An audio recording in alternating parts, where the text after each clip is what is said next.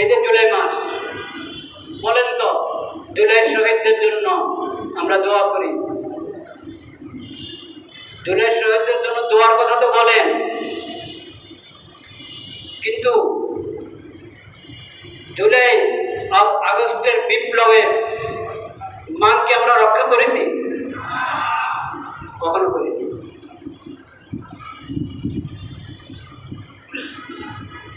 তাদের রক্তের মান যদি রক্ষা করতাম তাহলে আমরা ঢাকাতে জাতিসংঘের অফিস খুলতে দিতাম না।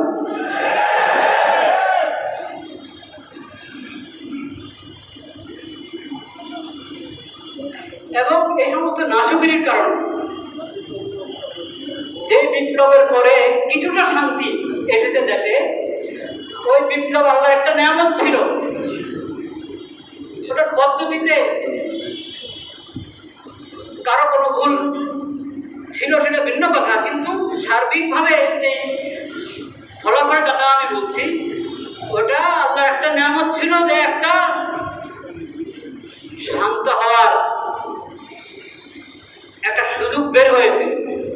কিন্তু সেই নিয়ামতের আমরা নাশকরি করেছি। এখন আবার দেশে বিশৃঙ্খলা দেখা দিচ্ছে কিনা? পাথর দিয়ে মারে। বিচার কবে হবে? বিচার কবে হবে?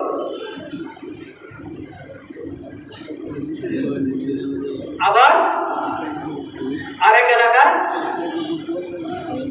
কয়জন মানুষ জীবন হারানো। কেন বিশৃঙ্খলা? আল্লাহর নিয়ামতের নাশকরি করলে বিশৃঙ্খলা হয়।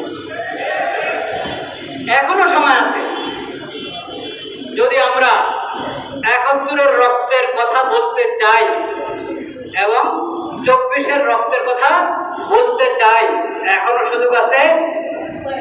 এই নিয়ামতগুলোকে সদ্ব্যবহার করি আমরা, এগুলোর অবমূল্যায়ন করা, অন্যায় ব্যবহার করা থেকে এবং লোক দেখানো ব্যবহার করা থেকে বিরত থাকি। এখনো সময়।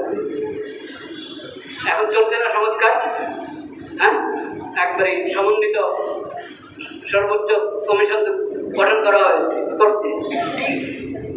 এরপরে কি আসবে, কি সংস্কার আসবে সেটা আল্লাহ জানেন।